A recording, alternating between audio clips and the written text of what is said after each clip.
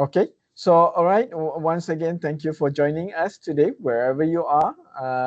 And we are very lucky once again to have our distinguished lecture speaker from the IEEE Consort Distinguished Lecture Program, Mischa Dohler, who is now the Vice President of Emerging Technologies at Ericsson Incorporated in Silicon Valley, and is working in the cutting edge topics of 5G and 6G, AR and generative AI as well. So he serves on the Spectrum Advisory Board of Ofcom and on the AI ML Technical Advisory Committee of the FCC in the US. He is a fellow of the IEEE, the Royal Academy of Engineering, the Royal Society of Arts, the Institution of Engineering and Technology, IET, AP Artificial Intelligence Association, and distinguished member of the Harvard Square Leaders Excellence. He is a serial entrepreneur with 5 companies.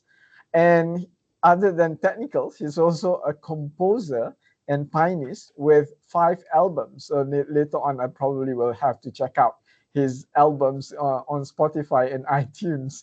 And he's also fluent in several languages. He had an ample coverage by national and international press and media, and is also featured on Amazon Prime. So I think his background is very much rich with all the technical backgrounds. He was also the professor at the King's College London before, and director of Center for Telecommunication Research between 2013 and 2021. Right. So I think without wasting any more time, let me hand over the session to you, Mischa. The session is yours. Fantastic. Thanks so much for the invite. It's great pleasure to talking to you. One of my PhD students when I was at King's College was actually from Malaysia. So, and I did visit your wonderful country for ICC. I think I had one of the plenary keynotes once upon a time. That was a different lifetime. You know, we will have a new time series, which is before COVID and after COVID. So that was before COVID. Anyway, let me get started. Let me share my screen. So, Mohammed in the chapter decided that my talk should really be on spectrum. And I'm happy to oblige. I do also have other talks about generative AI, augmented reality, and all that. I'll talk a little bit about this today, but let's focus on spectrum, which is really the lifeblood of the telecom industry. So, and I have a little bit of knowledge on that because I'm not only I've been working, of course, in telecoms for now almost 30 years and published extensively on spectrum challenges, but I also sit on the spectrum board of Ofcom, which is our UK regulator, and now also on the AI machine learning sub-working group of the FCC, so the Technical Advisory Committee there. So let's get started, and I give you a very US-centric view, a very telecom industry view.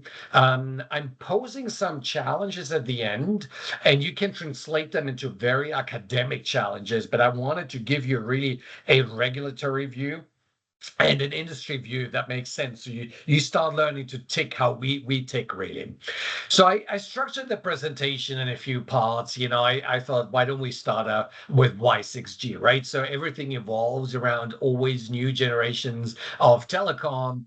Our next generation is 6G. So the big question is, and I get this question every day by our operator friends, by the industry, why 6G? So let's have a look. 10 years ago, we made really wild predictions on what 5G will be about. And we said, hey, it's going to be a lot of more smartphones, and it's going to be new applications for industry and consumers. And whilst not all the predictions have come true, those ones shown here have come true. So we do have now everybody on the phone. Traffic has been increasing crazily. And, you know, people back then said it's impossible that we will have so much traffic by the end of the 4G era, beginning of 5G. But it happened. So every time we say traffic is going to threefold, traffic is going to increase by 5x, people say there's no way. But in the end, it always happens, right? So mobile phones will stay. Then we have fixed wireless access, which was a little bit of a surprise hit. So basically, fixed wireless access is replacing your fiber to the home. Much cheaper, almost same capacity. Hey, why wouldn't I take it, right? So loads of hundreds of millions of subscribers in the United States, a crazy uptake of fixed wireless access based on 5G. And it's very easy for the operators. They have one base station looking at an enterprise building or at your private home. The base station is serving people in the street as they move, but it also has a fixed beam straight on this white box here, which is called the CPE, which is mounted on the roof, and you get your internet. Fantastic. Then we have XR coming. So you have seen the Vision Pro has been released, the Quest 3. Meta just released the Orion augmented reality glasses last week. So this is coming. And then you have seen here that video playing very briefly. It is, let me just play that again. Let's see if that works. I filmed that actually. Well, I'm working on the 5G telesurgery, and it was an idea of mine 10 years ago. And nobody thought this is possible.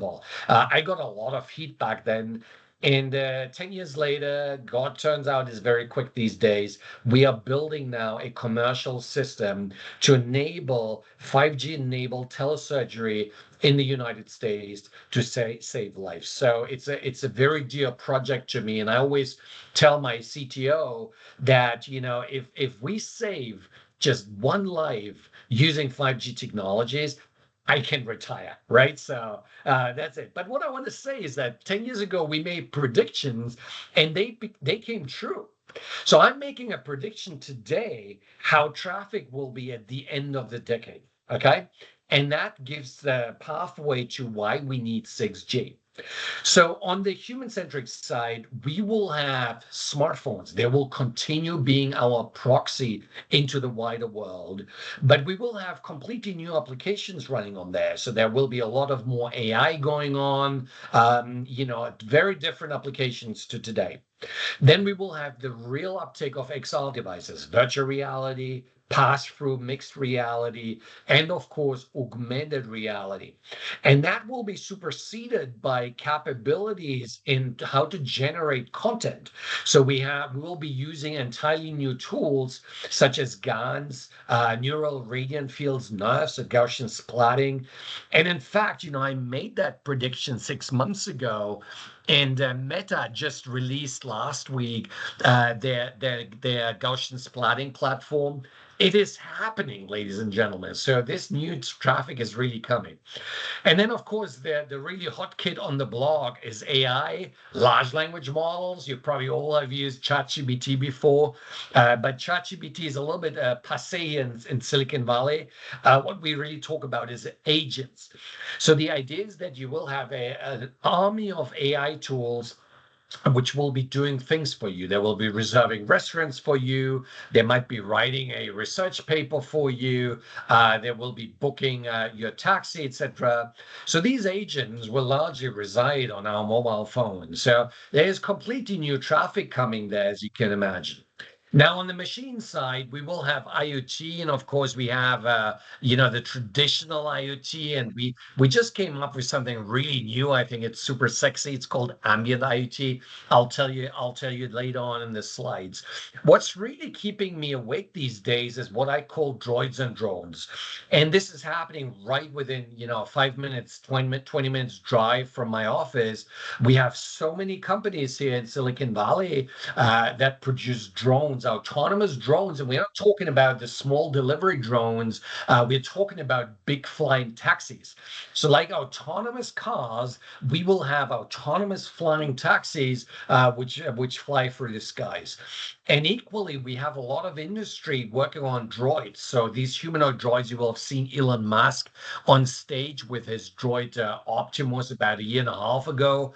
And these type of both droids and drones require a lot of data rate. You need all these cameras, the sensors, the radars, the slamming, the LiDAR, etc. All that data goes uplink, is being processed, control is coming downlink. So suddenly we have a very substantial change in traffic composition.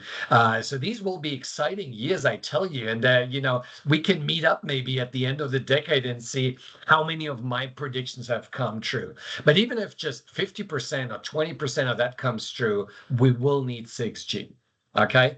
And this is because traffic will increase. So this is our prediction. Ericsson is pretty good at predicting, how the future looks like from a traffic point of view. We always got it right. So today the world average is about 20 gigabyte per person per month. That's what you're consuming in average.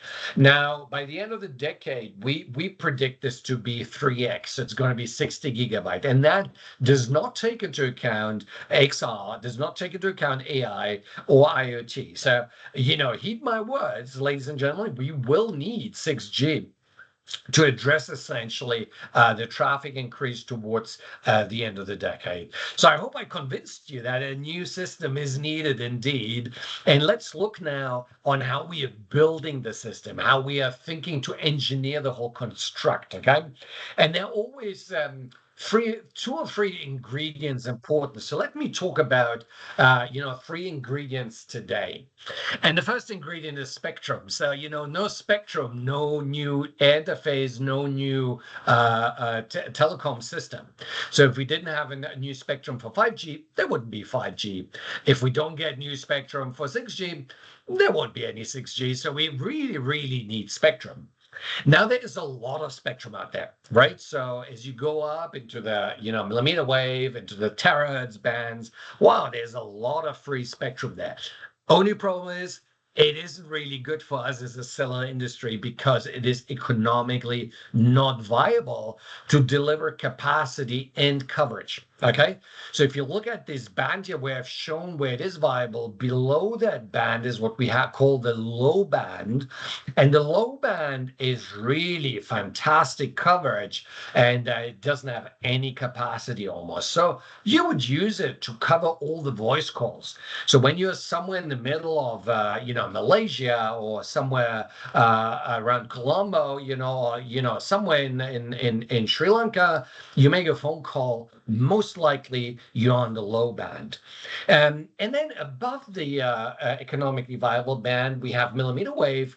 And we talked about millimeter wave, for quite a long time. We've standardized that, and there's almost no rollout on millimeter wave out there because it is just too expensive. So you will find it in stadias, you'll find it at the train station, you'll find it, maybe in the airport, but there is no nationwide rollout of that band. So it turned out to be a little bit of a waste of an engineering exercise in 5G. 6G may change that. But I'm just telling you that, we as academics, while I was part of being an academic, we always like to experiment with new bands. So now the hot topic in academia is terahertz or sub-terahertz. Now, sub-terahertz, the earliest we will get this into the standards is 2040. This is 20 years from now, okay? The earliest. So, it's great to publish in that. It pushes your age factor. You get a great citation index. But commercially, it will have zero impact. Okay, I can tell you that already. So if you want to make an impact, whatever fantastic and cool things you come up with, try to make them work in the mid bands and in the centimetric band. So the centimetric band is an Ericsson term. It's the upper mid band in ITU terminology. But we're talking about, from 2 gigahertz up to 12 gigahertz. So that is like a sweet spot. It is sweet because there is enough spectrum. I'll talk you through. There is enough coverage still to be made. And, there's also quite cheap electronics. So, we have a good business case there to really get this going. So spectrum, super important. The one thing I want to remember from this slide is, if you have something really interesting to work on the mid-band, okay? Make it work on the mid-band. Now, what is the mid-band situation in the United States? And it's very similar around the world. It is really unfair. Currently on the current situation, if you look at the left, you see that the commercial wireless spectrum shared between AT&T, Verizon, and T-Mobile, as well as some regional carriers, is about 530 megahertz in the United States, mid-band, okay? Now, Wi-Fi has 2 gigahertz, and the government has more than 2 gigahertz. Now, it turns out that me as a cellular user, I cannot have 3 SIM cards in here. So I can't use the 530 megahertz. I can use only a third. I'm with one of the operators and I can use about 200 megahertz. So the ratio between, what I can use versus what Wi-Fi users have is something like 10 to 20x. It's really unfair. And you experience that because currently your Wi-Fi experience is fantastic. But once you go out and you have a cellular experience, it is nowhere near as good. And that is not because we are inferior engineers. We don't know how to build systems. This is because there is a real spectrum injustice in terms of allocation. But we do like Wi-Fi. We recognize it's an important constituent of our ecosystem. So therefore, what is being proposed, you see on the right-hand side, is to say rather than shaving stuff off Wi-Fi, let's shave it off the government, make the government more efficient, and use part of that spectrum and allocate it to cellular. Okay, and I'll talk you later through on which bands we're trying to allocate and what are the challenges. And if you are a researcher, whether a PhD student, academic, please listen in because we are looking for solutions. That's like the spectrum in one go. The one thing I wanted to show you is really the economics of it. So we can't beat Maxwell, right? Fundamental law. We can't beat Shannon, fundamental law, and we can't beat the economics. It's a fundamental market law. So if you bring all together, you end up with a midband. It is really a requirement, okay? So let's have a look here.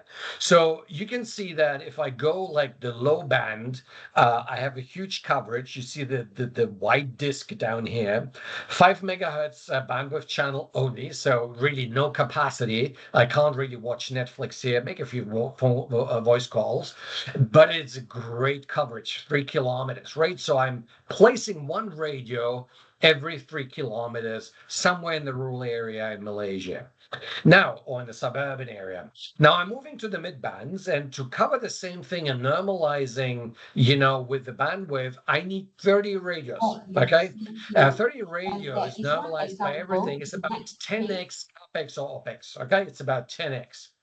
Now, if you go now to the FR2 band, which is the millimeter wave band, you have a lot more bandwidth, okay, a lot more bandwidth, but you need 4,300 radios to essentially connect the system.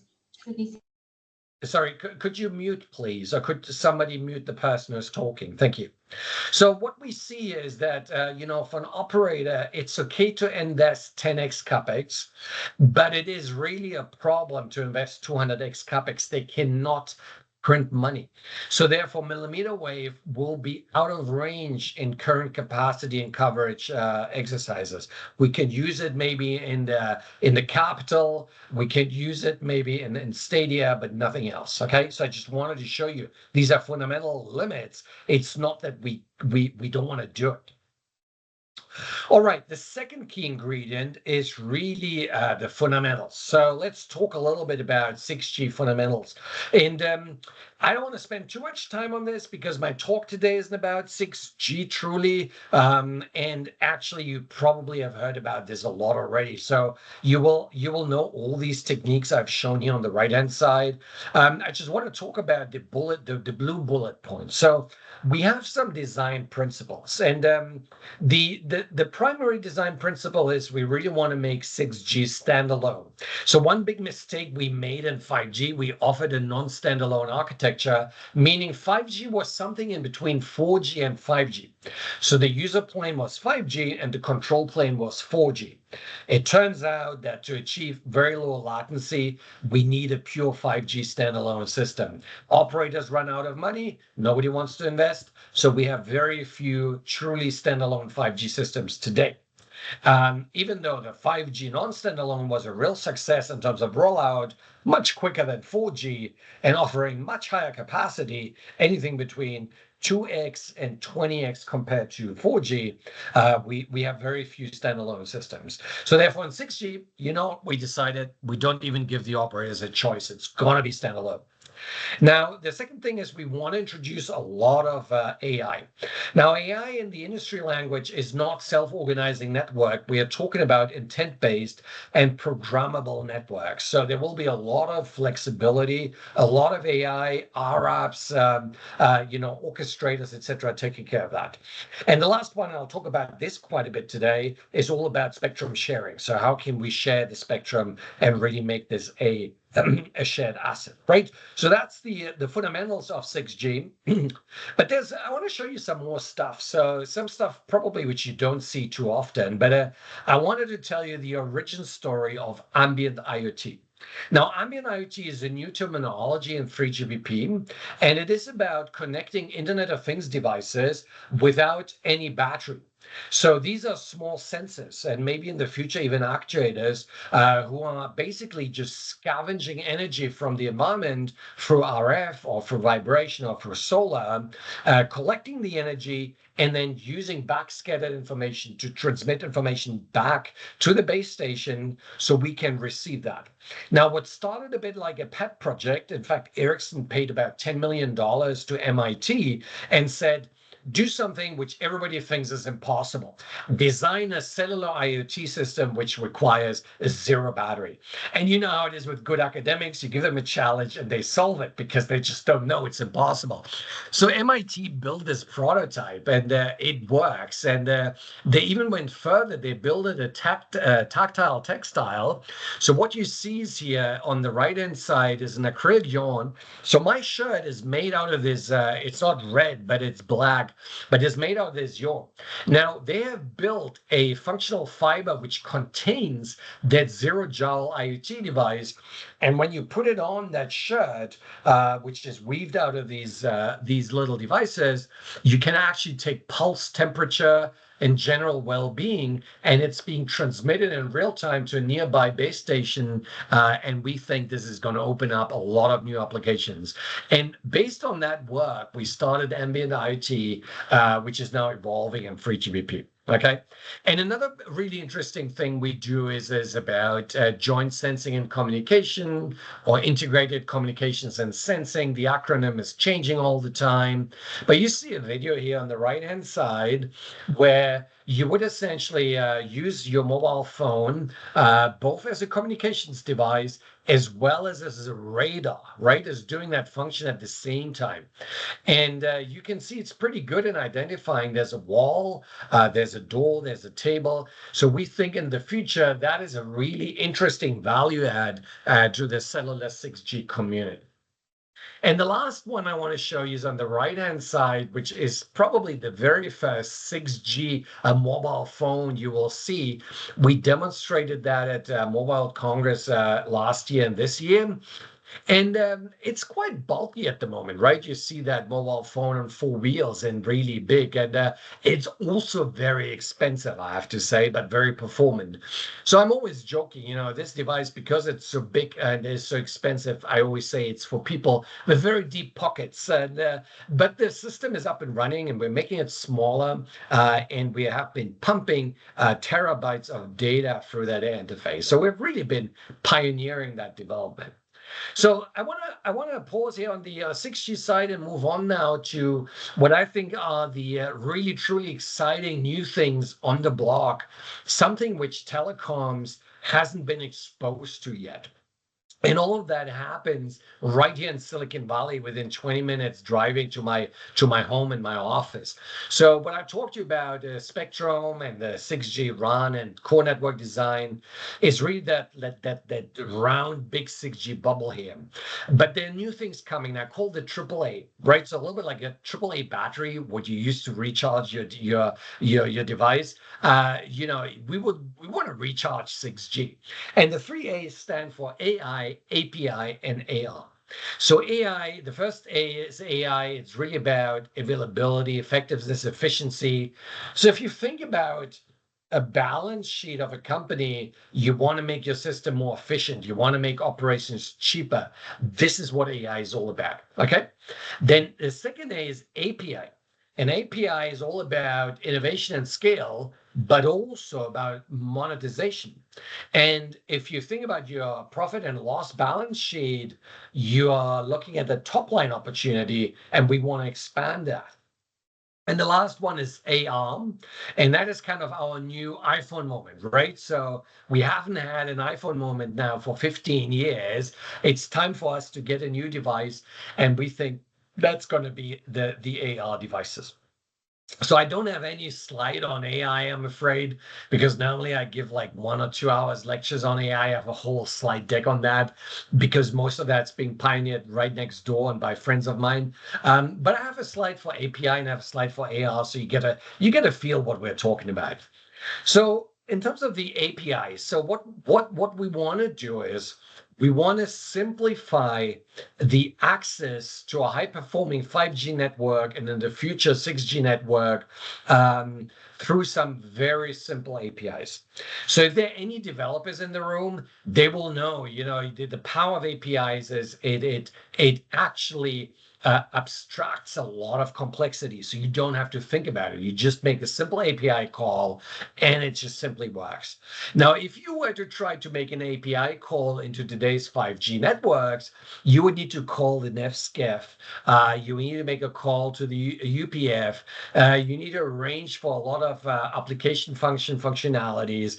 You need to be a real telecom geek to make that happen. This is not like the million of developers who are writing really interesting Pokemon Go applications. So what we did is our CEO, and I really adore him for that, he said, you know what, let's make a big bet. And he spent $6 billion on a company in San Francisco called Vonage. And Vonage offers a communications platform they're calling, SMS services, voice services, authentication services. So we are integrating at the moment all the 5G and future 6G services, such as quality of service, silent authentication. So you can verify whether where the mobile phone is location based. So we think this will open up entirely new business cases. I give you two.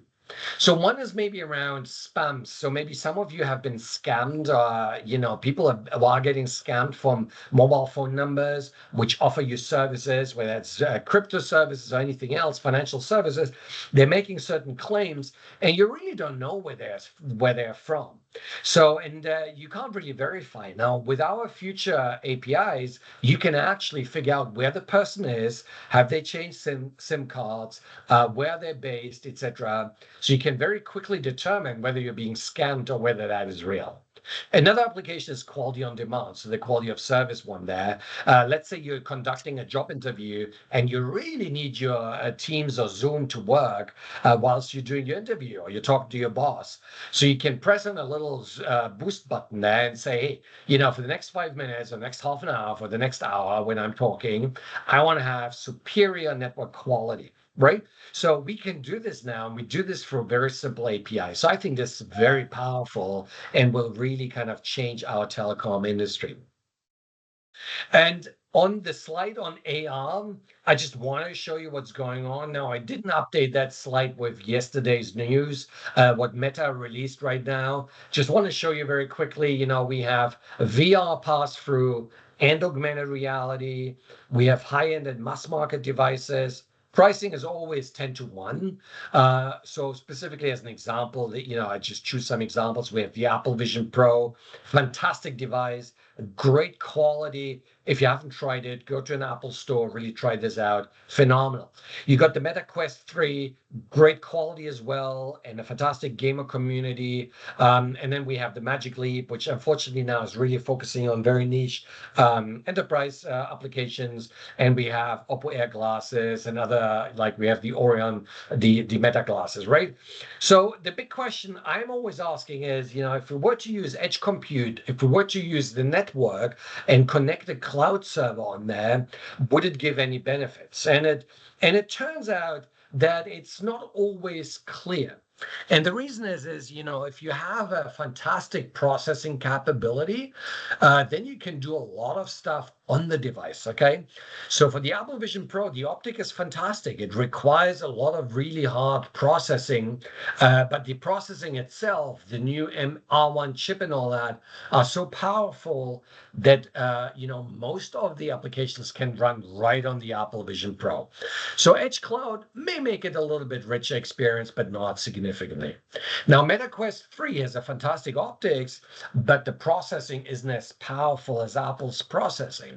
So therefore, using an Edge Cloud server where you do a lot of Edge Cloud rendering of content, let's say you get your Pokemon Go rendered at 1,000,000 polygons, in an Edge Cloud, this will be superior experience. So Edge Cloud is good. Now, in augmented reality, we have something similar. So we have Magic Leap as an example, fantastic optics, very low processing, and therefore Edge Cloud's fantastic. Now, the Oppo Air Glass is very light processing, but then the optics isn't particularly good. So it doesn't really matter if you have your Pokemon Go rendered in 10,000,000 polygons or just 10,000 polygons. You wouldn't be able to tell the difference because the optics isn't good enough. So therefore, most of that can run on the device. So I just want to let you know a little bit how the industry thinks about these use cases. Okay, so I gave you an overview on why we need 6G, how 6G looks like, and that really one of the big instrumental points there is spectrum. So I think now is a really good point to start diving into the spectrum and use the last 20 minutes for me to really give you a rundown what's happening at the moment in the United States and globally. So the spectrum pipeline is really run by the NTIA, which is, has been tasked by Congress and the president to make sure the United States remains competitive from an economic wireless security point of view. So they have identified, different bands which could yield a certain amount of spectrum, and the ones we are really interested in are the blue bands and the green bands. So I'm going to talk you through some of the bands and just take it one by one, so you get a feel, how A, complicated it is, and B, how different each of these bands is. Now, overall, there has been a lot of talk about sharing. So how can we use really sharing opportunities? And we don't want to repeat the same mistakes we have done in the 4G and 5G era. So some of you may remember there was something called TV white space. So what happened is that TV services were refarmed from analog TV to digital TV, so they became more efficient, used less spectrum, and the remaining spectrum was allocated to cellular.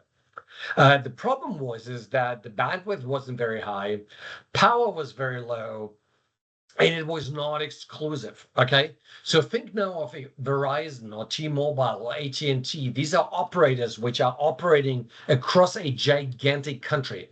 If they don't know that they get a substantial piece of spectrum, it's sufficiently high power so they can communicate over large distances, as I had shown you on an earlier slide, and with enough bandwidth, and such that it's exclusive, so they know that they can really respect service level agreements, they will not use it.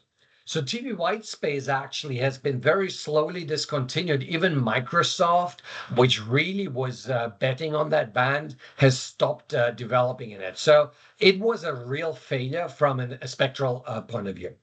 Now, CBRS is interesting. So this is a citizen band radio. I think there's a great attempt for the community to start learning how we can do sharing. The bandwidth is really good. And, the big fans of CBRS will say it is really taken off and there are really clearly a lot of deployments. But if you normalize it by the national footprint, it is a very, very small deployment, very small. So therefore, I gave it yellow. Plus, it is not allowed to transmit at high power, so we have a high power problem. So it's not a failure, but we have to learn from that. Okay, but then we had the TV reverse auction, and we had the C-band where we reused basically, or we got spectrum from satellites. So these reverse band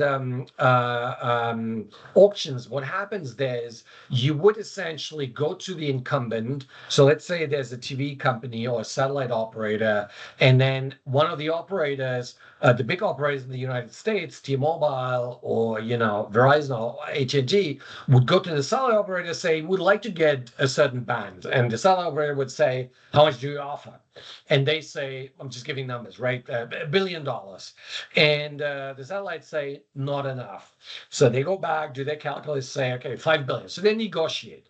And they ended up paying $10 billion to the satellite ecosystem, and now have full control of the C-band, high power, exclusive, and it's currently being used to connect schools, community, enterprises, industry, and consumers. So therefore, we need to learn from that sharing. It's not only about, religiously repeating, we need to share. If economically the operator is not able to deploy because the range is too small, because the power is too small, or they can't use it because it's not exclusive enough for their service level agreements, for their legally binding service level agreement, we can't use it as a cellular community, full stop. There's nothing we can do, right? We can't rewrite physics. We can't rewrite legal contracts. So we need to learn that. All right, with that in mind, let's look at the first band. So one of the very contentious band is the 3.1 to 3.45 gigahertz band.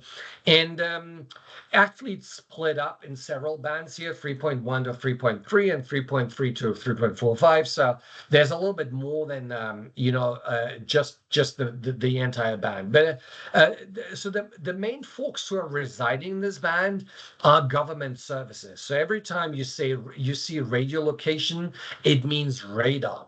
So radar is really for national security. They need to be operating. And the big problem with radar is it's high power.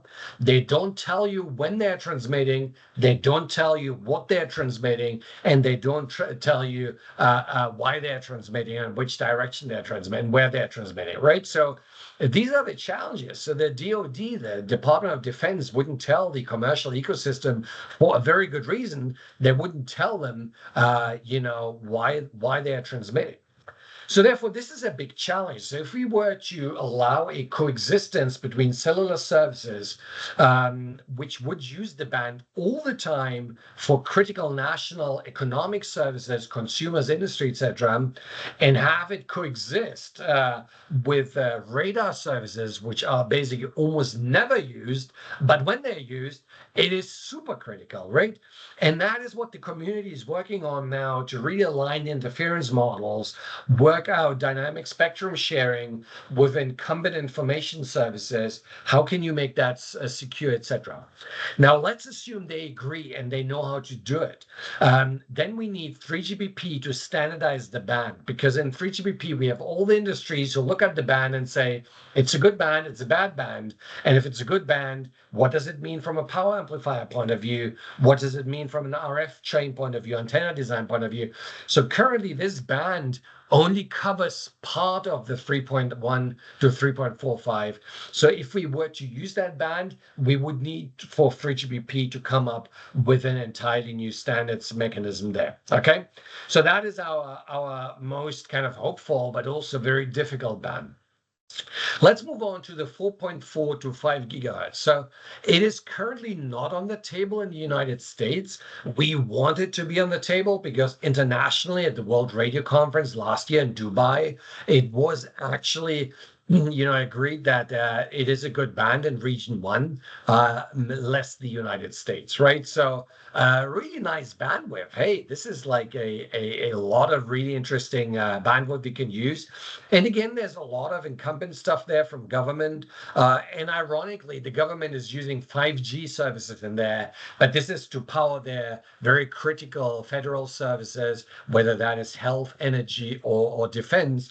So therefore, we have satellites in there. So there's a lot of really important incumbents services there, which we need to liberate. But the good news is it's already covered by Band 79 in 3GPP. So if the United States decides to open that up, we would have a good band to operate in. Then there's a 6 gig band. So, wow, this is a very contagious band. So, we have it everywhere in the world allocated to IMT, except in the United States and in some other countries, such as the UK, where the lower part is Wi-Fi. So I gave you the example of Wi-Fi having a disproportionately high chunk of spectrum if you compare it to the same services offered over cellular. But Wi-Fi is important. So I just wanted to show that to you. There are now different restrictions for different parts of the band in terms of, what power levels they could use, etc. But, the rest of the world is seriously looking at it, particularly the upper 6 gig band, which is about 6.5 gig to about 7 gig, which would be used then for cellular services. So really interesting band. In the UK, we're still looking at what could happen. The US, I think this will remain allocated to Wi-Fi. Now here comes the main 6G band, which is like the 7 gigahertz band, right? So it has really been identified at the World Radio Conference to be studied for all three regions, 1, 2, and 3. So region 1 is Europe down to Africa. Region 2 is United States, the Americas, and region 3 is Asia, right? So basically, the idea is to really liberate a lot of, or make coexistence spectrum sharing there with future 6G services. But there's a lot of satellite in there. So fixed satellite, meaning the satellite points to a ground station which is fixed, but also mobile satellite. So there's a mobile, could be a ship, an airplane, or even now the mobile phones, which are essentially being tracked and serviced by the satellite industry. But if we get this band, we will have 1.2.75 gigahertz of bandwidth, okay? And that is a lot of bandwidth, and that would be enough for 6G to go ahead.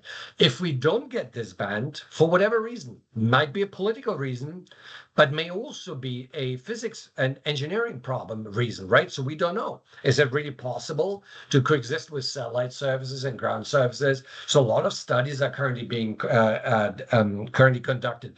If we don't get the band, we will have troubles justifying 6G, to be honest. So we are really, really dependent on this band. So in summary here, we have different bands. So 4.4 to 4.8 is region 1, Europe, and region 3, which is the entire Pacific Asia region, which you are all in. The 7 gig band is region 2, the United States, and region 3, which is where you're sitting. And also parts is in region 1. So therefore, we'll see what happens. World Radio Conferences only happen every 4 years, which is annoyingly slow. First, they need to agree what to study, then they study it, and then they allocate it. Oh my God, so very slow. That's why, our generations only move every 10 years, because we don't get spectrum so often. So, and it's a complex problem to solve, okay? Okay, so I think this was a little bit on the spectrum. I want to finish on open challenges and maybe give some 10 minutes for discussions, if you're up for that. Otherwise, I'll leave you for breakfast and I will go to bed here in Silicon Valley. All right, so open challenges. So research challenges. So this is specifically for you as an academic crowd. And what I said before, so the first one here is translatability into midband. So whatever fantastic things you come up with, new joint sensing, new radar capabilities, new communication systems, new modulation schemes, new AI capabilities, right? There's a high chance you get that in the millimeter wave on the sub-terahertz band, which are the W and the D bands. Make it work in our new bands, and we call that new band FR3. So FR1 is the 2 to 4, 3. Now it's probably already at 6 gigahertz. That's FR1. FR2 would be millimeter wave, and FR3 is the centimetric band. So make it work there. Then we need entirely new transceivers. So the problem now is we're getting to bandwidths which are gigantic. I just told you if we get the 7 gig band, we will have 1 gigahertz of bandwidth. Now, how do you service a gigahertz of bandwidth in my mobile phone or on the base stations to hundreds of users per cell? So we need entirely new ICs, so integrated circuits, wideband for beamforming, etc. So there's a lot of research which needs to be done. And then come up with entirely new spectrum sharing mechanisms, but they have to be economically viable. So I'm insisting on that. It really needs to be high power sharing and ideally some form of exclusive use. Start thinking about this. Think of high power. It's a real problem. People don't recognize it. The CBRS and the TV white space spectrum, we would have loved to take it, but we couldn't. So these are the challenges I give you. Now, we have economic challenges as well. So the first big challenge is about the viable sharing strategy under service level agreements. So this is, again, what I said before. Make sure you agree on a high power regime. Then spectrum harmonization is very important. It would be a real bummer if the United States has a certain band, Mexico has a different one, Sri Lanka has a different one. We really need a global harmonization because otherwise the likes of Qualcomm, Apple, MediaTek, and Ericsson, etc., cannot build transceivers which are cheap. It will only get more expensive. So we need to harmonize it as much as possible. And then we need contiguous bands, meaning, if you have a band which is cellular, non-cellular, cellular, non-cellular, every time you need filters to make sure that the bands are sufficiently isolated. These filters force us to have guard bands, and the guard bands introduce a lot of inefficiencies. So therefore, if we can have contiguous bands, put all the government services on one end of the spectrum, all the license exempt Wi-Fi on another part, and then keep all the cellular in one place, right? So that would be an ideal outcome. And last but not least, we do have a lot of regulatory challenges. So we need to really make sure that we get the spectrum pipeline going. We need to make sure that we get wide area spectrum, really consider entirely new sharing models, and also incentivize essentially federal users to become more efficient on their spectrum use. And also, it's not on this slide, but also incentivize Wi-Fi to become more efficient. So currently Wi-Fi has no incentive to become much more efficient on the interface because every time they ask, they get the spectrum. They have a huge amount of spectrum at the moment. They don't need to innovate on new transceivers, on new modulation schemes, on new access mechanisms, where cellular always had to operate with much less spectrum, as you have seen, 10 times, 20 times less, and therefore always had to innovate so much more on the actual radio infrastructure, okay? So therefore, these regulatory challenges could be implemented by just before giving to the government or to Wi-Fi more spectrum, they need to prove that they have really increased the efficiencies to the theoretical limits. All right, I'll leave it with that. I'm happy to take more questions, but I hope I gave you a good rundown on how we think about our networks, 5G, 5G Advanced, and 6G. What are the challenges? What is happening around spectrum, and really the spectrum challenges from an industry point of view. And with that, I'm going to stop sharing and very happy to take questions. Okay, thank you, Mischa, for the very insightful. I think there's a lot of information there that you have shared with the participants. There is one question in the chat. Dr. Azwan has posted the question there. Will private 5G for enterprises use separate band for each customers compared to common public 5G? Yeah. Yeah, Aswan, this is an excellent question. And so the models are different. So we have something called the neutral host. Okay, so the neutral host proposition, I haven't talked about this today at all, actually, but it's actually an interesting proposition. You would put the base stations of a vendor, could be Ericsson, could be somebody else, and then you would use either spectrum from all the operators or a neutral host type of shared spectrum like CBRS. Okay. Now, if you do have spectrum, which you can use, either you get it allocated from the federal government, or you can use CBRS spectrum. And then you don't need an operator. You don't need the common public 5G net spectrum. But the moment you want to have more spectrum, then you will need to call the operator and say, hey, I need part of your common public 5G spectrum.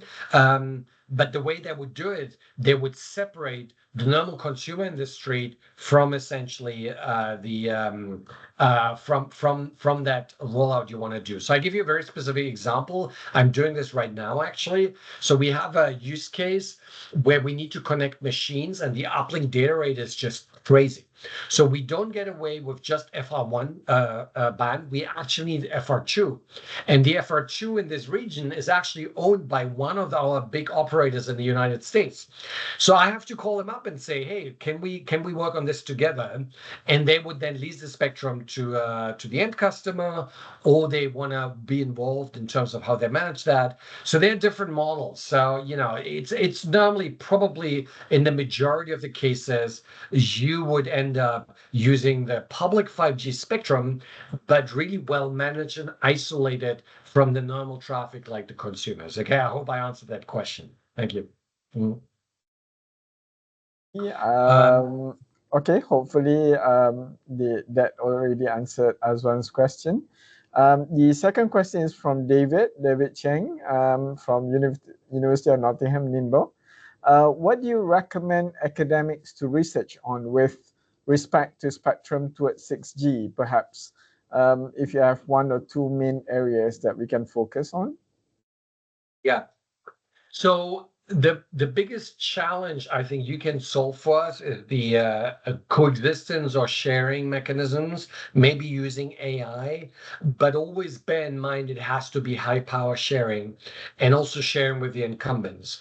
So I give you a very big challenge. How can you ensure that my cellular system, 6G system, transmitting an uplink and downlink at very high power, can coexist with a radar and with a satellite system?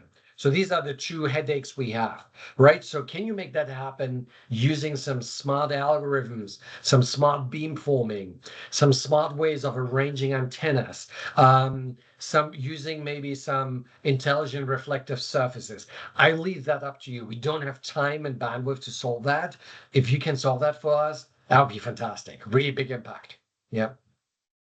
Oh, and the second one, actually, before I forget, super interestingly lately, which has an impact on spectrum, but isn't an actual spectrum issue, is how to design hardware. So currently, if you look at your transmitter, okay, you got the ICs, you have the mixers, you up modulate, and then you power amplify, and it goes then normally in the linear regime out over the air.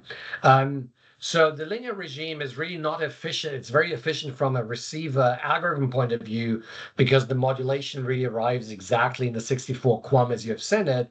But from a transmitter efficiency point of view, it's a really lousy proposition. So can you design AI algorithms which can operate at, away from the back off point, and giving very nonlinear modulation behavior over the air? Could you do this? Because that will improve our spectral efficiency. Could you maybe even design transceivers where the feeding channel isn't a simple cable, but some form of fractal form, which maybe generative AI can come up with? So I've seen very first research coming out of Princeton. Super interesting. Keep an eye on that one and work around that. Yep. Okay, hope that answers David's question. Then the next question is from Hafizal. Can you discuss on the challenges for coexistence in C-band for 5G, 6G terrestrial and satellite communications? Tropical regions like Malaysia need C-band for satellite. Yeah, so when the C-band is not exclusively license to the telco operators, the coexistence becomes a big challenge. So, you're absolutely right. It is a huge challenge, which is why in the US there has been an exclusive regulatory regime because we felt that this wouldn't work otherwise. Okay. And the way how it worked was the reverse auction. The operators, the tier one operators, bought the spectrum off the satellite companies and therefore could exclusively use the C-band at high power. If you don't have that regulatory regime in Malaysia, it becomes a real challenge. Then you need to decide, probably in urban areas, I would probably give preference to the terrestrial C-band because you have a lot of users to serve. And in the rural Malaysia area and the rainforest, I would probably give satellite priority, if that makes sense. But it's up to the regulator to decide. But it's a great question. Thank you. Yeah. Mm. Okay. Do you have time for 3 more questions? Yeah, of course, no problem. Okay. I can stay. Yeah. I All like right. it. Good questions. Excellent Yeah. questions. All right. So the next question is, what are the current spectrum sharing policy for the United States? So at the moment, there is no real policy per se. There is a wish list by the NTIA and by the FCC to essentially enable spectrum sharing, but we don't really know how to make it happen. Okay, so there's a wish list. There's not really a policy per se. Now we do have the only place we do have formal policies is in the CBRS band, because it is actually in the name, the S in there is sharing. So therefore, there it's in there, and in the TV white space bands. But otherwise, it's exclusive bands. So we still don't know how to make it work from a political point of view, because the DoD would need to communicate a lot of very confidential radar information. We don't know how this will end up. So there's a political element there, and there's a real physics element there that we haven't worked out how to make that happen. So I think there are a lot of potential research challenges you could address for your research. Yeah. You're on mute, but I think you're reading Asman's question. Is that the regulatory spectrum issues with satellite? Yep. Yeah. Okay. So, excellent question. So NTN, non-terrestrial network, is quite a big topic at the moment. So currently the term NTN has been a little bit overloaded. There are actually 2 things happening. One, satellite communication is from the satellite straight onto my mobile phone using the current bandwidth of your operator. Okay. It's called the in 3GPP connectivity. Okay. And then the other one is where we would use cellular, my mobile phone. I need an upgrade to my mobile phone to have a receiver which is able to communicate in the frequency bands of the satellite operators. Okay. And we want that because it means extra spectrum. So therefore, NTN in 3GPP language is the second case where we're using the cellular operators, the satellite operator spectrum to connect the mobile phones. And yes, there needs to be a lot of alignment in terms of how this will be allowed. The FCC has been very permissible, gave a lot of wiggling room to Starlink, as you may have seen. AT&T complained about this because it was arguing that as Starlink starts communicating, it would start interfering with its own cellular services. So a lot of regulatory cross-verification needs to happen. And in the United States, it's particularly complicated because the satellite spectrum is owned largely by the NTIA, which belongs to the DoD, and the FCC is owning the commercial spectrum. And they have very different statutes in terms of, in terms of the right to give spectrum. So therefore, there's a lot of work to be done in the United States. In the UK, it's easier. It's just Ofcom. In Malaysia, it's easier because you just have one regulator to take care of both of them. But a lot of cross correlation needs to be done. But what I want you to remember is we have 2 NTNs, and only the second one is a true NTN we talk about. Okay. All right. All right, great. So I think we only have time for 2 more questions. Yeah. The first one is by Yasita from Sri Lanka. most of the operators in APAC region struggles on 5G investment because we cannot see proper ecosystem or application development which get return on investment of the network. So what is the situation in the US and the Pacific region? Yeah, it's so look, you're absolutely right. So because of I think, which was a bit of a fiasco, which nobody could predict, to the fairness of our colleagues, right? We didn't know that the operators would invest so quickly and so much into non-standalone and not upgrade to standalone. And it's really the standalone which allows you slicing, differentiation, API access. So everything where you could make money because you sell a better highway, you can't do that with 5G non-standalone. So we are a little bit in a chicken egg situation where the operators have no cash flow to invest into something which would give them a return on investment. So it's very dire, the situation. And I think the worst is in Europe, to be honest, because the countries are very small. There's a lot of competition between operators. The regulators don't allow for M&As, so merger and acquisitions. So you end up essentially with cash flow negative operators. The United States is much better. So the big three like AT&T, Verizon, AT&T, and T-Mobile are cash flow positive. So they will start investing soon again into this upgrade. Asia generally is also much better off because you get by the government allocated so much more spectrum, and also there's so much more on the enterprise side. So I think United States and Asia, I see them quite strong. Europe is a little bit of a disaster, but one of the reasons we acquired Vonage for $6 billion is to enable that new business case, right? So but we don't see it at the moment. You're right.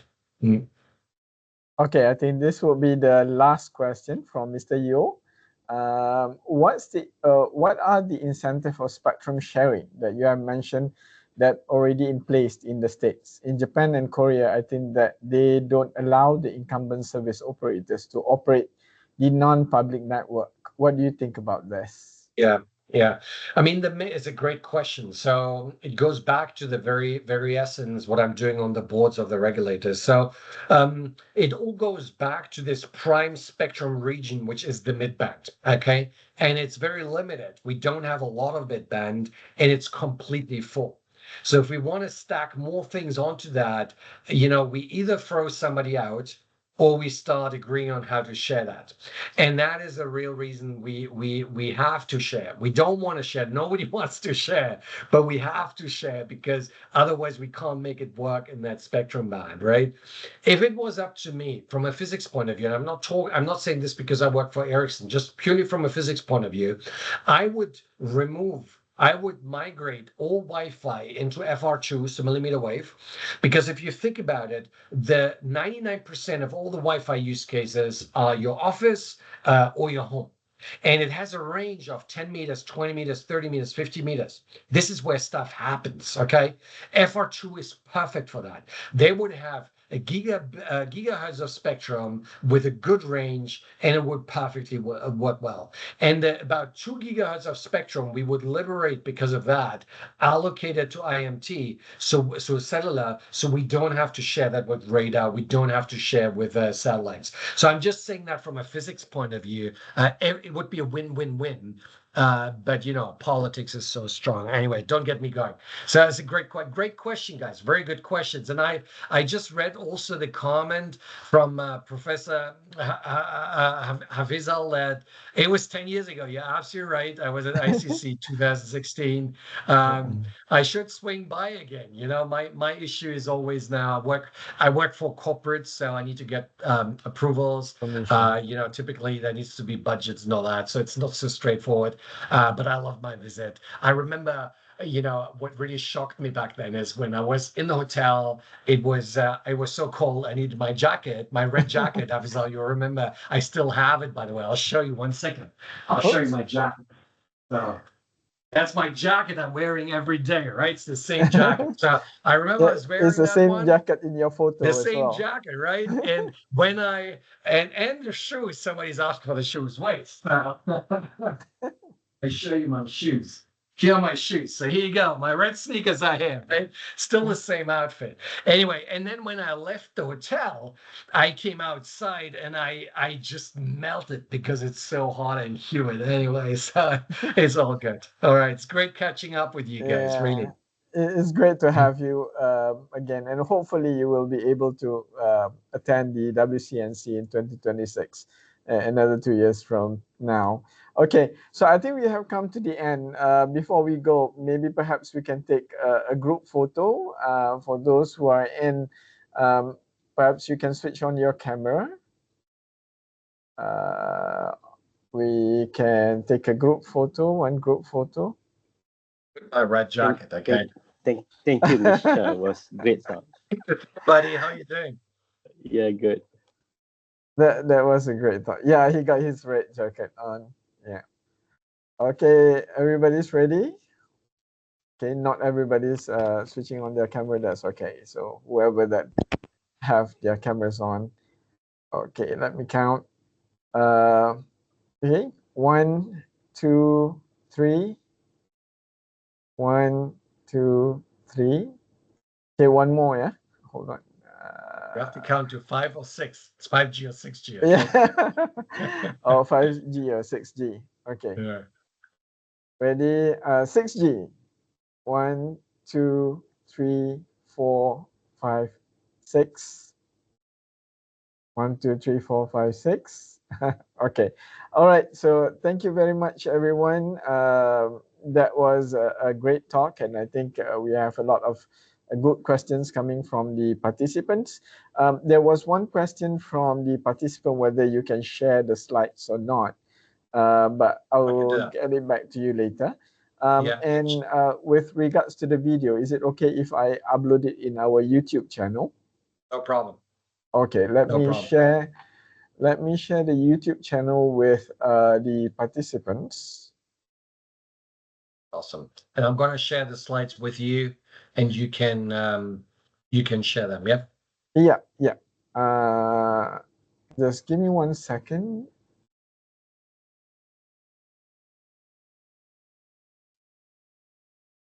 All right. I send you the You slides. can send a soft copy, and then I will share with the participants later. Yeah. So I'm going to attach the PDF, right? So let's do that. Okay. Okay. So the video I will upload in our YouTube channel, and if you would like to get the slides, you can contact me through my email. Yeah, and the pictures as well. Okay, everyone. So I think that will be the end of our session today, and I think that the people over here in Malaysia is going for their lunch because it's already 12:30, and people in Sri Lanka probably still going for their breakfast. And hopefully you have a good night's sleep, Mischa, over there. Okay. All right. Thank you, All right. everyone. Thanks very much. All right. Thank Great you for the questions. time. Take care, guys. Bye. Thank you. Bye-bye. Take care.